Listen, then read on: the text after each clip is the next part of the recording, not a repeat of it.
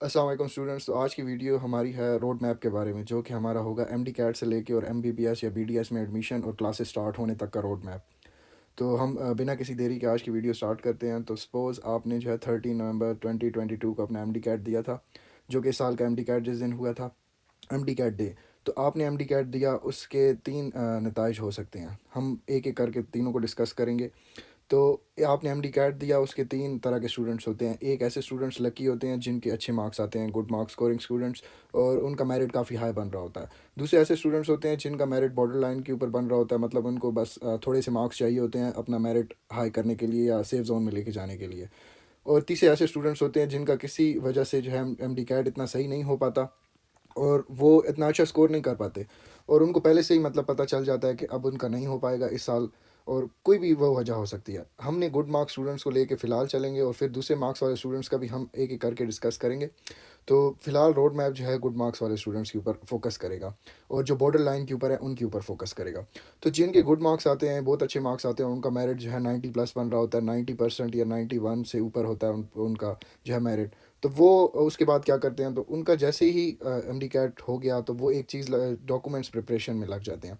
तो उनको अपने डॉक्यूमेंट्स प्रिपेयर करने होते हैं। पहले वो अपना सीएनआईसी बनवाते हैं, अगर किसी का सीएनआईसी नहीं है तो सीएनआईसी नहीं है, सीएनआईसी बे फॉर्म या पासवर्ड अपना बनवाते हैं जिसने यूज़ करना है। फिर एचएससी का एसएससी का रिजल्ट कार्ड अपना जो है ले लेते हैं, अगर बोर्ड में पड़ा है या किसी कॉलेज वगैरह का बच्चों ने उठाया नहीं होता तो वो अपना लेके आते हैं। और डोमिसाइल जो मोस्ट इंपॉर्टेंट चीज़ है, जिसकी बेसिस के ऊपर आपको एडमिशन मिलता है, वो डोमिसाइल है। गवर्नमेंट की अंदर गवर्नमेंट यूनिवर्सिटीज़ में जिसकी बेसिस पे आपको एडमिशन मिलता है वो डोमिसाइल है। तो डोमिसाइल्स काफ़ी बच्चों का नहीं बना होता, तो वो डोमिसाइल्स जो है वो बनवाना पड़ता है। उसके बाद जो और डॉक्यूमेंट्स आपको चाहिए होते हैं, जैसे अगर कोई हाफ़िज़ कुरान है तो उसका सर्टिफिकेट चाहिए होता है, कोई अंडर डेवलप सीट्स वगैरह के ऊपर अप्लाई कर रहा है तो उसके लिए कोई सर्टिफिकेट्स होते हैं, वो चाहिए होते हैं, या और कोई भी आपके डॉक्यूमेंट्स हैं, तो वो सारे जो है ना आप प्रिपेयर कर लेते हो। और वो डॉक्यूमेंट्स का आपको पता कहाँ से चलता है, प्रोस्पेक्टस एक आती है, आपकी जो गवर्नमेंट यूनिवर्सिटी जो एडमिशन कंडक्ट करवा रही होती है वो आपको प्रोस्पेक्टिव देती है।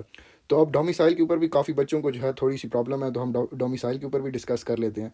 तो डोमिसाइल जो है ना, आपका जिस प्रोविंस का होता है, जिस प्रोविंस का आपका डोमिसाइल है, सिर्फ आप उसी प्रोविंस के अंदर अप्लाई कर सकते हैं गवर्नमेंट सीट्स के अंदर। प्राइवेट के लिए आप कहीं भी अप्लाई कर सकते हैं। और डोमिसाइल अगर आपका पंजाब का है, तो आप पंजाब के पब्लिक सेक्टर यूनिवर्सिटीज़ में अप्लाई कर सकते हैं और रेसिप्रोकल सीट्स के ऊपर अप्लाई कर सकते हैं। तो रेसिप्रोकल सीट्स को हम जो है डिस्कस करेंगे नीचे आते हुए। फिलहाल डोमिसाइल का हमने ये क्लियर कर दिया, और डोमिसाइल इंपॉर्टेंट है बहुत, इसके बगैर आपको एडमिशन नहीं मिलेगा। तो आपने जो है ना डोमिसाइल जिन बच्चों का नहीं बना हुआ तो वो बनवाना है। उसके बाद डोमिसाइल आपका बन गया, आपने डॉक्यूमेंट सारे प्रिपेयर कर दिए। अब आपने जो है वेट करना है। अब वेट करने के बाद एडमिशन ओपन हो गए। अब आपके एडमिशन ओपन हो गए, और जब इधर ही बॉर्डर लाइन स्टूडेंट्स को भी इधर ही डिस्कस कर लेते हैं। पहले बॉर्डर लाइन जो स्टूडेंट्स थे वो क्या करेंगे, जैसे ही उनको पता चला कि उनका जो मेरिट है वो बॉर्डर लाइन के ऊपर बन रहा है, 90 या 89.9 है, 89.8 है, उनको पता लग गया है कि अब उन्होंने इंप्रूवमेंट कुछ करनी है। तो वो जैसे ही एमडी कैट का एग्ज़ाम होता है उसके फ़ौरन बाद जो है ना इम्प्रूवमेंट के लिए अप्लाई कर देते हैं। फेडरल बोर्ड की इम्प्रूवमेंट्स, एफपीआई, इस फेडरल बोर्ड की जो इम्प्रूवमेंट है वो काफ़ी जल्दी हो जाती है, और उनका रिज़ल्ट भी काफ़ी जल्दी आ जाता है। तो वो इम्प्रूवमेंट के एक दो पेपर्स दे देते हैं जिनके उनके मार्क्स जो है ना कम होते हैं। वो पेपर्स देने के बाद वो अपने मार्क्स, या तो उनका रिज़ल्ट पहले आ जाता है, अगर रिज़ल्ट उनका पहले आ जाए ना ये एडमिशन प्रोसेस से, तो वो अपना रिज़ल्ट जो है वो यूज़ कर सकते हैं। और उनके मार्क्स इंप्रूव्ड हो गए हैं तो वो अपना रिज़ल्ट यूज़ करेंगे और सीधा एडमिशन प्रोसेस पे आ जाएंगे, जिस तरह ये गुड मार्क्स वाला स्टूडेंट आया था।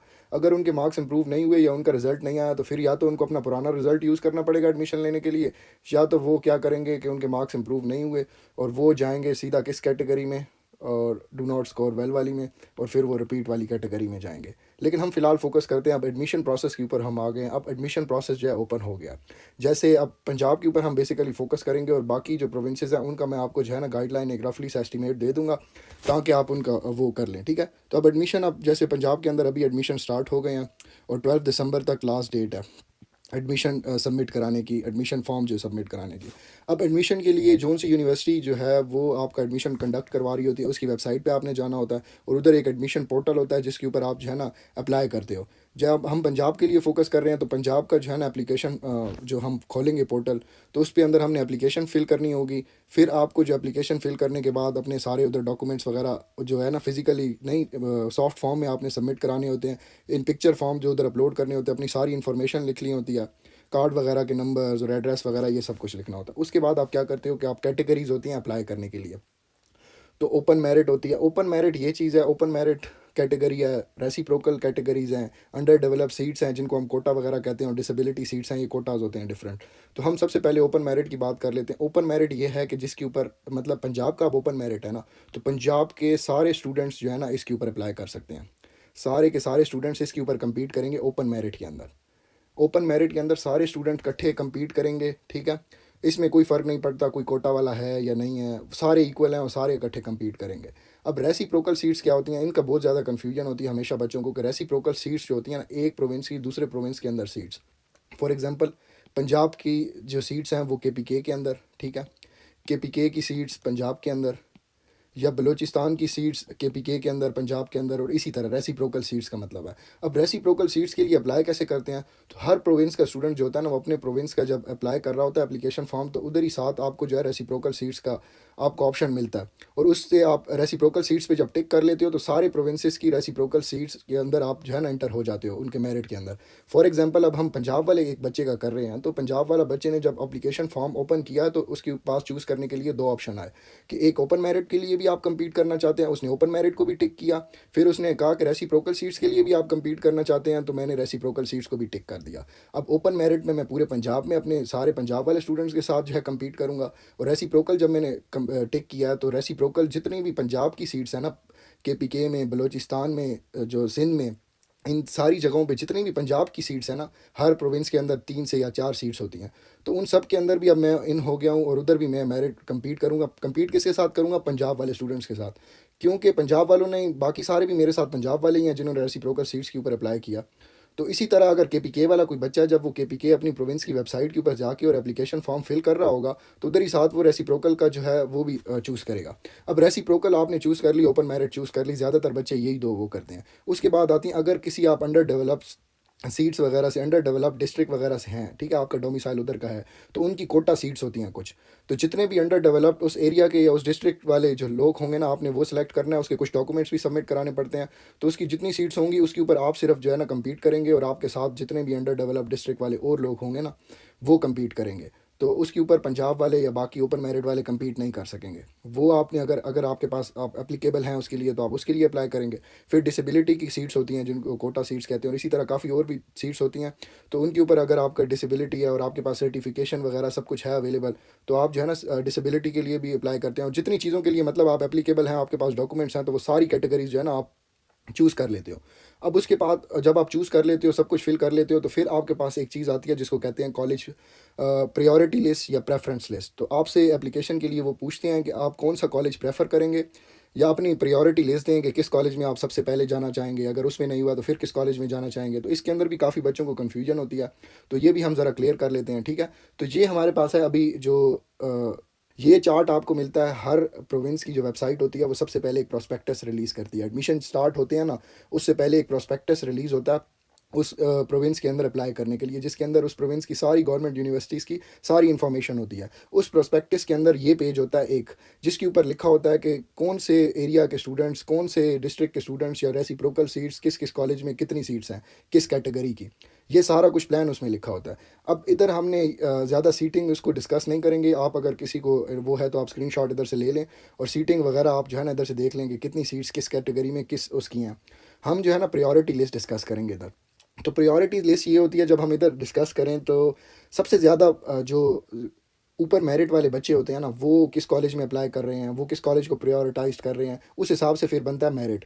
तो आपने क्या करना है कि मेरिट लिस्ट आपको जो कॉलेज सबसे मतलब आपने बोला है कि नहीं मैंने इस कॉलेज में जाना है, आपका ड्रीम कॉलेज है, वो कोई भी हो सकता है इन 16 कॉलेजेस में, ये पंजाब के हैं या आप किसी और प्रोविंस के हैं, वो किसी भी कॉलेज में। तो जिस कॉलेज में आपका ना दिल कर रहा होता है कि अच्छा मैंने इस कॉलेज में जाना है, इस कॉलेज में मेरा हो गया तो मैं बस इस कॉलेज में ले लूँगा, तो आप लिस्ट में जो है ना उसको सबसे ऊपर रखते हो। अब ये जो रैंकिंग है ना, ये कितना कॉलेज सबसे अच्छा है या कितना कॉलेज सबसे पुराना है, उस हिसाब से ये रैंकिंग पहले से हुई हुई है। तो इस रैंकिंग के हिसाब से बेसिकली सारे इसी रैंकिंग के हिसाब से जाते होते हैं पंजाब के जो स्टूडेंट हैं। तो वो रैंकिंग ये है कि जैसे किंग एडवर्ड जिसमें सबसे ऊपर है, फिर इलामा इकबाल है उसके, और ये ऐसे नीचे आके आते आते और ये सारे 16 कॉलेजेस हैं। तो ये रैंकिंग लिस्ट है बेसिकली कॉलेज कितना अच्छा है और वो है। अब मेरी मर्ज़ी है कि अच्छा मैं अब रावलपिंडी में रहता हूँ और मैं प्रेफ़र ये करना चाहता हूँ कि अच्छा मैं आरएमसी जो है ना वो उसमें हो जाए मेरा, तो मैं उसमें चला जाऊँगा। तो मैं आरएमसी को जो है ना सबसे पहले रख लूँगा इधर ऊपर, सबसे पहले उसको प्रेफ़र कर दूँगा। अब मैंने किया क्या है कि आरएमसी को सबसे ऊपर मैंने कर दिया है। अब सपोज़ कि आरएमसी का मेरिट क्लोज़ हुआ 93% पे, ठीक है? तो मेरे 93% बने ही नहीं, मेरे बने 91% बने, ठीक है? तो मेरा जो है ना आरएमसी में नाम नहीं आया। तो उसके बाद मैं सेकंड प्रेफ़रेंस में लिखा था कि अच्छा आरएमसी में अगर मेरा नाम नहीं आया ना, तो मैं जो है ना ये फ़ॉर एग्ज़ाम्पल कोई ये कॉलेज ले लेते हैं कि फिर मेरा जो है ना ये इसमें आ जाए, इस कॉलेज में आ जाए नाम, तो मैं इस कॉलेज में एडमिशन ले लूँगा। तो इस कॉलेज को मैं दूसरी जो है प्रेफ़रेंस पे रख दूँगा। इसी तरह मैं जो है ना अगर फिर मैं देखूँगा अच्छा मेरा इसमें भी नाम नहीं आया, तो फिर मैं इसमें जाना पसंद करूँगा, फिर मैं इसमें जाना पसंद करूँगा। तो इस लिहाज से जो है ना आप प्रायोरिटी लिस्ट बनाते हो और सारे 16 कॉलेज को आप प्रायोरिटाइज़ करते हो कि अच्छा इसमें नहीं हुआ तो मुझे इसमें भेज देना, इसमें नहीं हुआ तो इसमें भेज देना। तो फिर उसके हिसाब से जब मेरिट बनेगा तो फिर आपको जो है ना अगर आपने पहला सबसे प्रायोरिटाइज़ ऊपर किया था कि आरएमसी इधर मुझे इसमें एडमिशन चाहिए और आरएमसी में आपका मेरिट बन गया, 93 पे क्लोज़ हुआ था, आपका नाम आ गया, ठीक है? तो फिर उसका प्रोसेस हम डिस्कस करते हैं। तो ये है बेसिकली प्रायोरिटी लिस्ट, या आप किस तरह प्रायोरिटाइज़ करते हो कॉलेजेस को सारे। और इसी तरह नीचे जो है ना डेंटल कॉलेजेस भी हैं, तो वो भी 3-4 हैं, तो उनको भी आप देख लेते हो। किसी को सीट्स वगैरह देखनी है, किस उसकी कितनी सीट्स होती हैं, तो वो आप देख लें। पंजाब के अंदर बेसिकली जो टोटल सीट्स होती हैं वो 3047 सीट्स हैं ओपन मेरिट की। 3047 का मतलब ये है कि पंजाब डोमिसाइल वाला कोई भी बंदा इन 3047 सीट्स के ऊपर compete कर सकता है। और टोटल जो है ना बाकी मिला के जो ग्रैंड टोटल हैं बीडीएस की सीट्स भी ओपन मेरिट की मिला के वो 3236 सीट्स हैं। उसके बाद जो डिसेबिलिटी की सीट्स हैं वो किस किस कॉलेज में कितनी सीट्स हैं ये सारा लिखा हुआ है इस साइड पे। 2 सीट्स हैं किस किस कॉलेज में, और टोटल सीट्स कितनी हैं, और फिर बीडीएस की सीट्स नीचे कितनी हैं, ये सब कुछ इधर जो है ना लिखा हुआ है मेंशन। फिर चोलिस्तान, अंडर डेवलप्ड डिस्ट्रिक्ट्स और ओवरसीज़ की कितनी सीट्स हैं, एक्स फाटा, आज़ाद कश्मीर, गिलगित बल्तिस्तान, रेसिप्रोकल सीट्स कितनी हैं और गुडविल सीट्स कितनी हैं, ये सारा कुछ आपको लिखा हुआ है। और ये नीचे एंड पे साइड राइट साइड पे ग्रैंड टोटल सीट्स लिखी हुई हैं एमबीबीएस और बीडीएस की। तो आपके प्रोस्पेक्टिस के अंदर सब कुछ ये लिखा होगा, ठीक है? अब रोड मैप की तरफ वापस आते हैं। अब प्रायोरिटी लिस्ट हो गई आपकी, ठीक है? आपने जो है ना कैटेगरी सेलेक्ट कर ली, आपने किन किन के ऊपर compete करना है, आपने कॉलेज की प्रायोरिटी लिस्ट वो कर दी, फिर आपने फ़ी चालान निकलवाया, फ़ी आपने जो है ना पे कर दी। अब आपने फ़ी चालान से फ़ी सबमिट करा दी, एप्लीकेशन सबमिट करा दी। आपने जो है ना फिर क्या करना है, फिर आपका वेट होगा। वेट के बाद पहली मेरिट लिस्ट लगेगी, ठीक है?